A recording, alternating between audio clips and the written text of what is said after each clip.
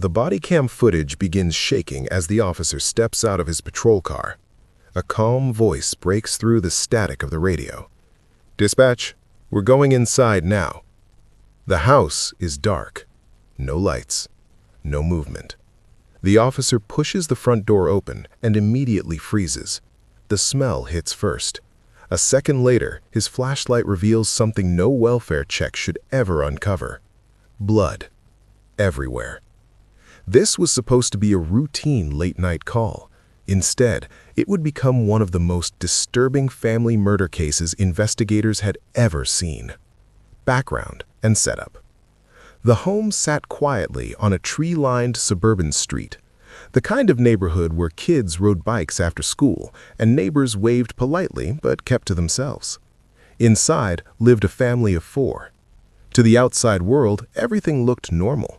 Friends described the parents as private but polite. The children were rarely seen outside, but no one thought much of it, until one detail raised concern. No one had heard from the family in 3 days. Phones went unanswered, messages unread, no movement in the house. That's when a worried relative made the call.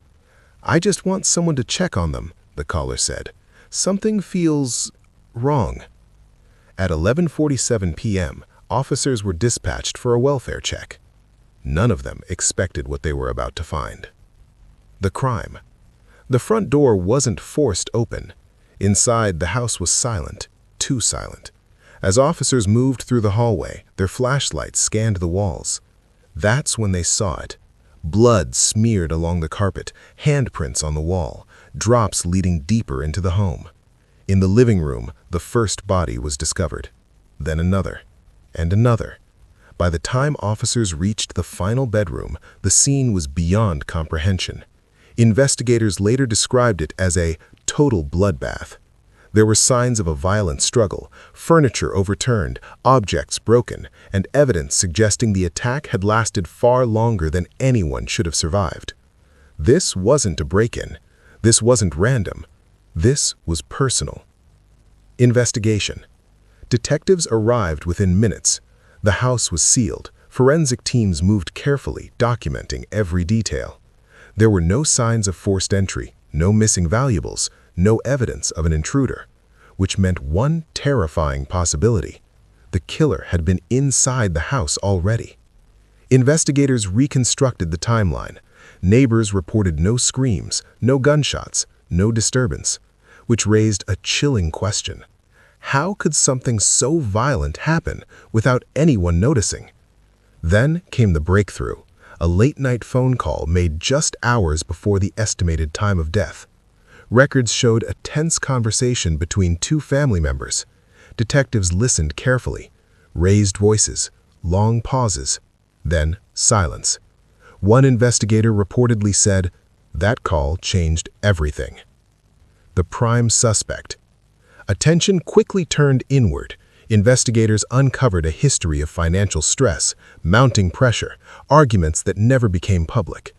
Friends later admitted they had noticed changes: withdrawal, mood swings, isolation. The suspect had been seen near the house that night. But there was a problem. No confession, no eyewitnesses, and no clear murder weapon. Until forensic evidence told a different story. Blood patterns, fingerprints, DNA. Piece by piece, the truth began to emerge. The break. During a late-night interrogation, detectives pressed harder. Hours passed. Finally, the suspect broke.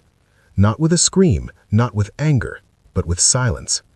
Then a quiet sentence. "I didn't mean for it to happen like that." Investigators later described the moment as chilling. There was no emotion, no tears, just exhaustion.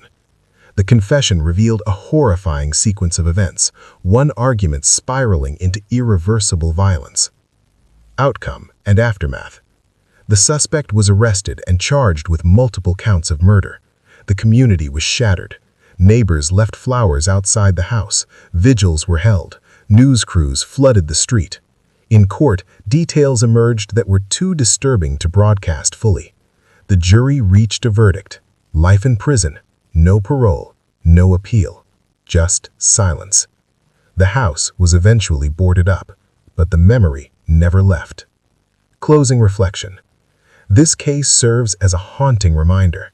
The most dangerous threats don't always come from strangers in the dark.